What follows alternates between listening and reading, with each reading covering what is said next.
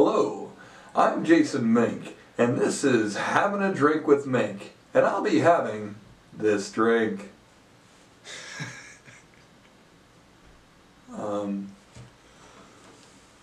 Hello? Hi. Oh, see, what had happened was, Larry isn't here, and I figured I'd just kind of... Come on. All right. Always a bridesmaid, never a bride. It's a bit. It's a bit. It's a bit, folks. How you doing? I'm also Jason Mink, and this is my co-host, Dennis Miller. How you doing, folks? We're having a drink with Mink, and you as well. Right off the bat, I'd like to talk to you guys a little bit about Strange Worlds. Strange World. Strange Worlds #1 is a great little read. The Scar Tale has some nice moments that set the character apart from other comic barbarians. His tenacity and wry sense of humor keeps him both engaging and believable. The story itself is a lot of fun, with some compelling characters and more than a few surprises.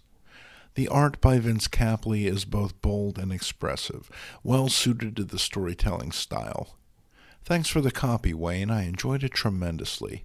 Now, where's issue #2? Now I have, you asked questions in the group. Yes, I'd ask some folks to send some topics our way. Right, and as usual, the group came through, and we got, I think, Cheers, some really group. interesting questions here. So the first one, Bud Hansel, Hansel? Oh, Bud Hansel! Hello, Bud Hansel, how are you? He's at a con right now. So how about a fun or cool con war story of yours?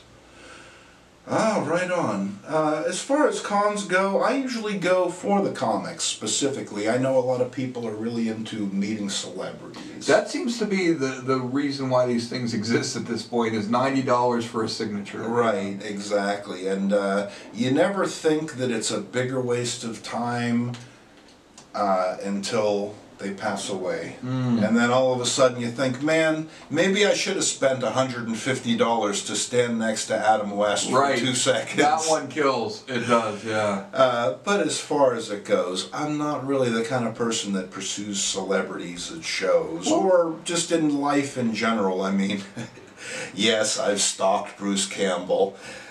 Sure, I've sat in Phil Collins' limousine, but that's neither here nor there, folks. Maybe another time. Maybe another time. Right. No, my story is actually not fun.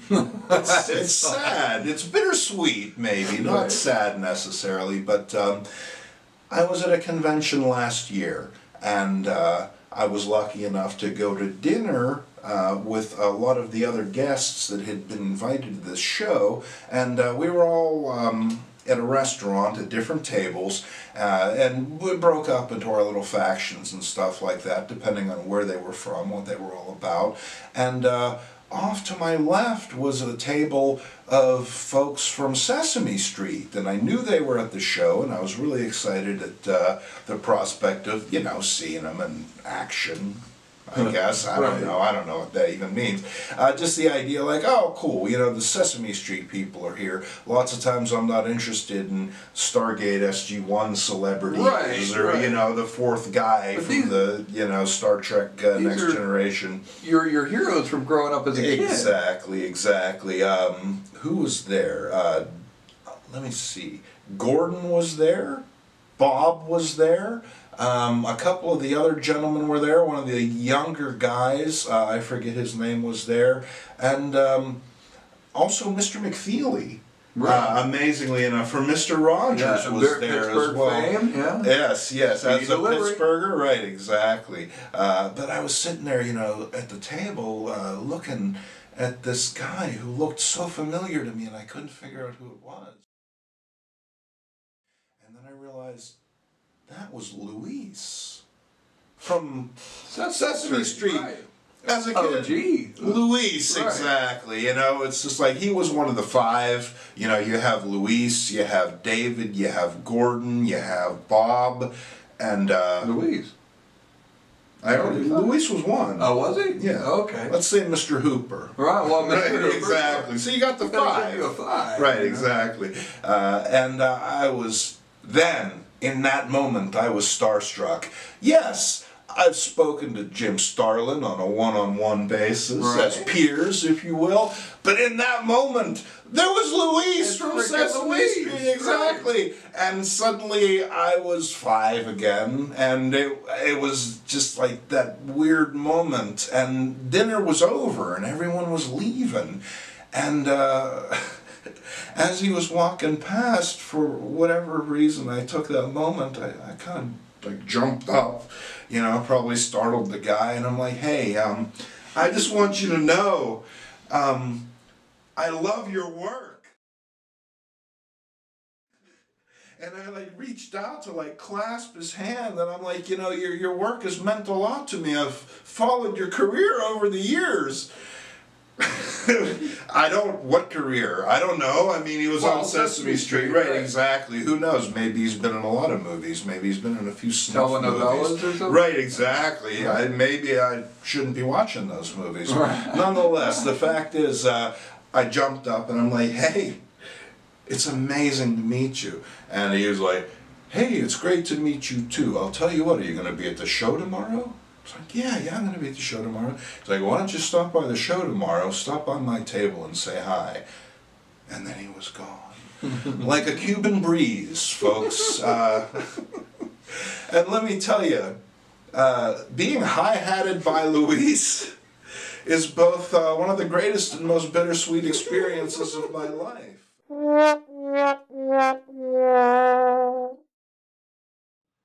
Philip L. Dickey wonders about your take on collected volumes versus single issues.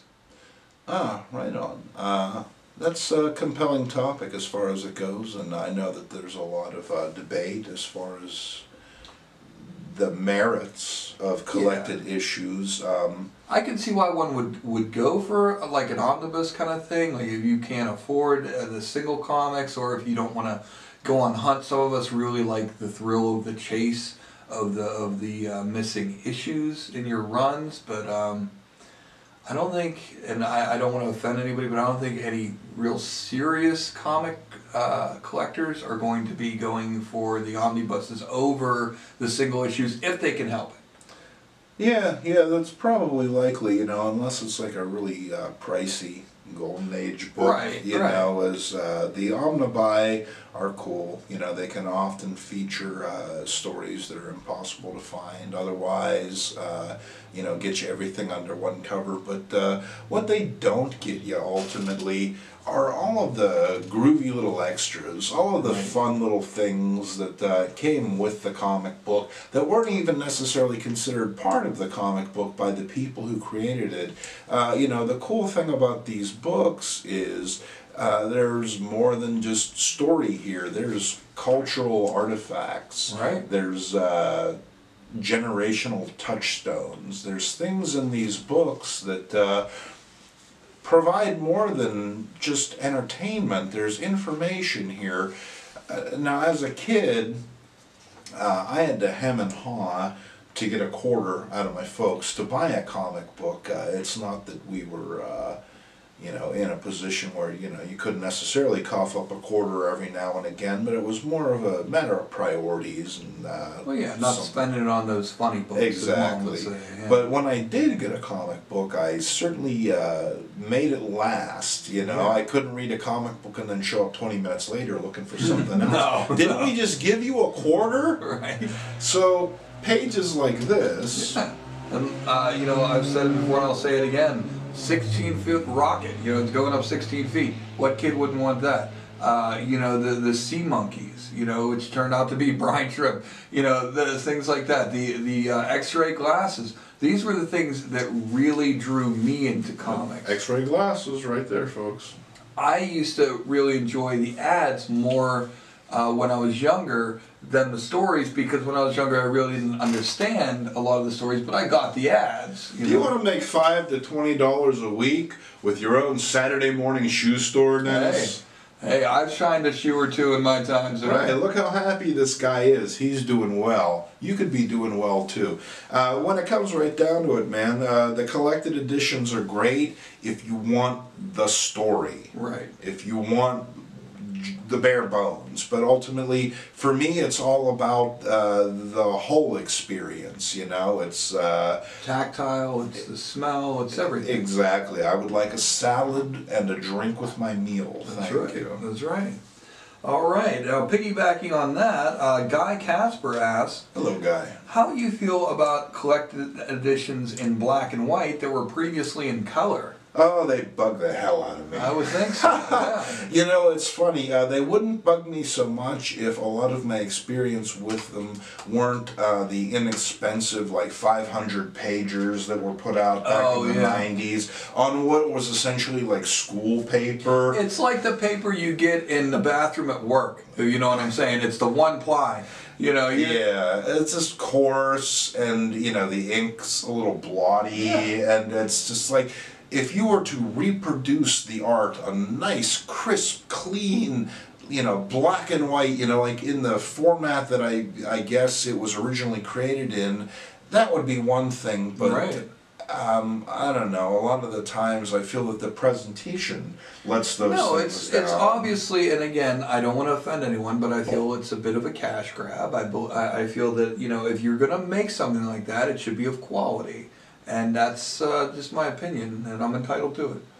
Well, that's just it. You could stick the black and white stuff in the back. Yes, you know what I mean? It's just like there are ways of certainly working with that if you want to see those things. I understand the merits of seeing the art without the color added to it. To be able to listen to the Beatles harmonizing without the music over top of it is an experience unto itself, and of course that's valid, but for me, I always feel like there's something missing. I feel like I want to break out the colored pencils. Right, and well, with that paper, you'd be well served to do so. That's true. That's absolutely true. Kevin Gleason, hi Kevin. Hello. Asks you to tell a story about comics, holding up somewhere alone or with your buddies to read them, inspiring dreams as you read a stack in bed, or the one that nudged you up the spelling bee. You probably have a slew of comic tales to tell. You know, it's funny, I can actually roll a lot of those into one story as far as it goes. I didn't win any spelling bees. Actually, I was penalized very heavily as a result of my love of comics. There was a little book called Flat Stanley, and we were assigned to write a book report on Flat Stanley. And I wrote my book report, and I did a fine job, I'm sure. But I wrote Stanley as Stan Lee. Ah! And I was stubbornly insistent on that all throughout the paper. I wrote Stan Lee as opposed to Stanley. And my teacher called me on it. What is this? And I said, oh, you know, Stan Lee, you know. Excelsior! No, change that. No, change Excelsior, that. Mrs. Wade. No, I'm not going to change it. No, Mrs. Blake. Miss Blake. Yes. Oh, that was my music teacher. Okay, We went, well, same grade school. She was quite attractive. All right, she was lovely, lovely. Yes. Have you seen Mrs. Grundy? Her less attractive sister. There you go. There you go. But as far as it goes, yes, Miss Blake took great issue with me referring to Flat Stanley as Flat Stanley. I think Stan Lee would have taken maybe, issue. but I don't know. It's just like I was a tenacious little bastard, and I wasn't going to change it. She insisted I change it, and I wouldn't. And so subsequently, she held me after class. Oh. And everyone else got, well, not after class, actually. I wasn't allowed to go to lunch, was what it was. That's horrible. So we were in these buildings, and you remember... the portables? The portables is what these things were called. And they were these yellow sort of like...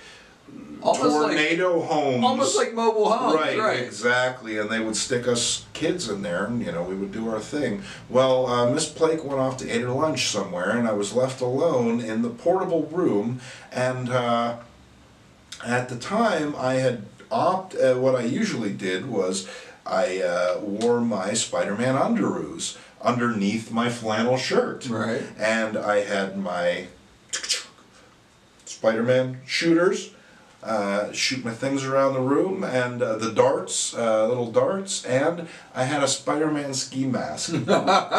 So once she was gone, and I knew she was gone, ripped the shirt open, put my darts on, put my ski mask on, and started jumping from desk to desk in the portables, jumping up on Miss Blake's desk, jamming out as only a little kid in 4th grade can. You know, that was sort of probably the peak of my life. That was the peak of your cool, I'll tell you that. That was a baller move, in retrospect, man. retrospect it really was. Mrs. Blake didn't know, no one knew. You know now, though. And so, yeah, as far as it goes, not necessarily about comics per se, but inspired by, motivated by comics, exactly. And I think Stan's up there boiled down, laughing and just enjoying the fact that you were so adamant that no, it's Stan Lee. Right. Someone had to represent. That's right. That's right down to it. Mike DeStasio says, yes. Mike DeStasio suggests that you talk about a few of the gems in your Beater Reader collection. And oh, Mike, what a question. You know, gems is a relative subjective term, exactly, because as far as it goes, this is my 3rd collection. Everything that I have pretty much at this point in time I've built in the past couple of years. I built it after a messy divorce, haven't had a lot of money, so I'm a Beater Reader kind of guy, and that's what I go for, is the cheap stuff. And I'm not necessarily going for the cheap stuff that you go for, but I'm happy with the few things that I found, and I'm going to share a few of them right now.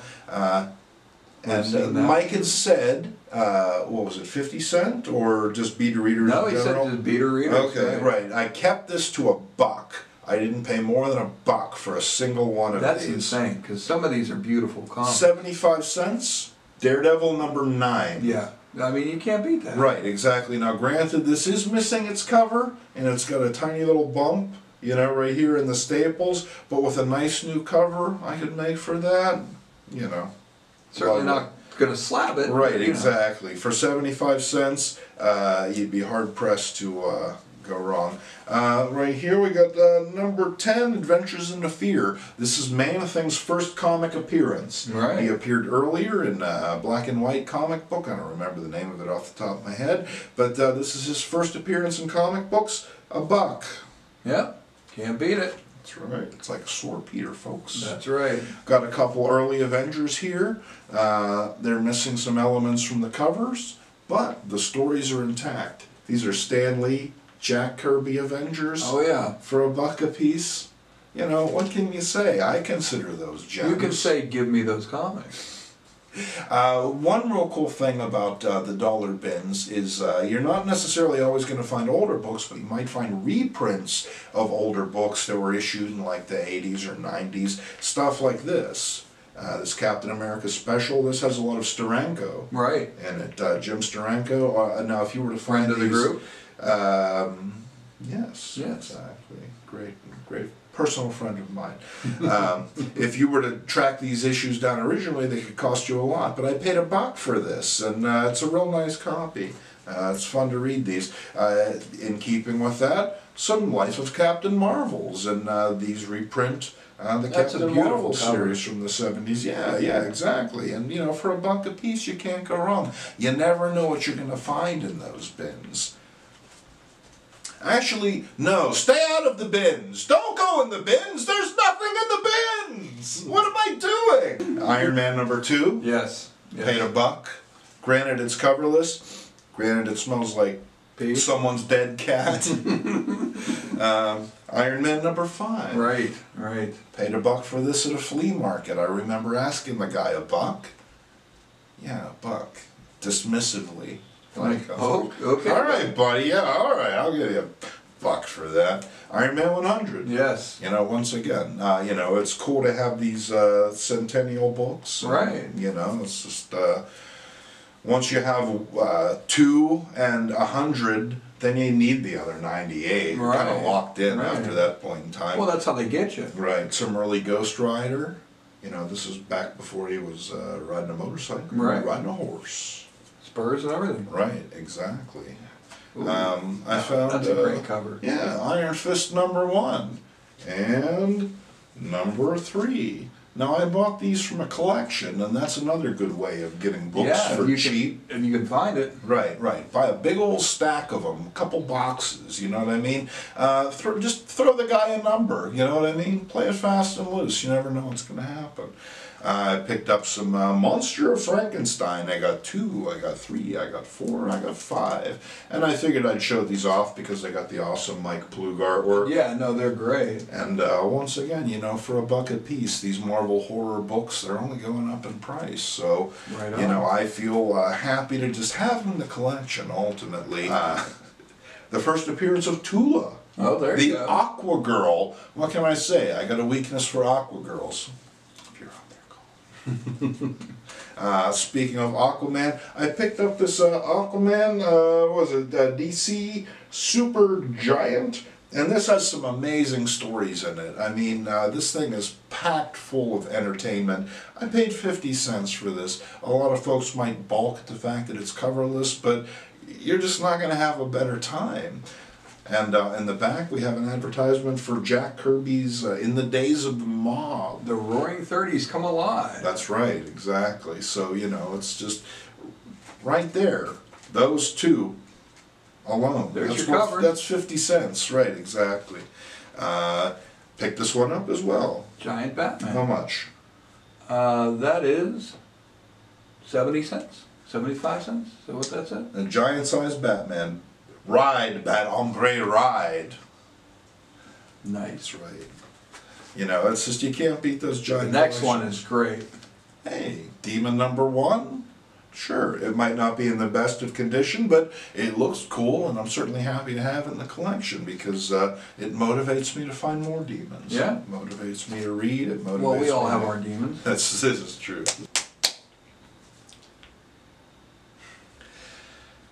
Next up, we have this awesome Doom Patrol book. This is the first appearance of Beast Boy. Oh, right on. Yeah, and granted, it looks like a beast has been added. Yeah, you know what? Again, that's only on the exterior. Once you get on the inside, it's perfect. Oh, it's just a little bit of spooge. Don't you worry about it. Wipes right off. Yeah, wipes right off, exactly. Kong the Untamed, Right, #1. exactly. A Bernie Wrightson cover. This was $1. You know what I mean? It presents great. It looks awesome hanging on your wall, and it's a fun read as well. Finally. Following up with a little bit more Kirby, some Sandman. As a kid... Again, great cover. Right. My grandparents had taken me to a flea market. That was my first experience with a Sandman comic. I picked it up. It was like something out of another world. Right. And the fact that half of it takes place in this kid's dreams made it even more dazzling and compelling with the weird monsters and shit. I just can't say enough about it. Ultimately, when it comes right down to it, beta readers, they're your friends. If you like reading comics, if you like to enjoy a comic book, as long as they're complete, as long as no one's drawn mustaches on all the ladies. Even if they have, sometimes. Right, sometimes that might improve it. Well, I'd like to thank you for joining me here this evening on the Old Guys Who Like Comics Having a Drink with Mink show. I'm your host, Jason Mink. I'm Dennis Miller. And we'll see you soon.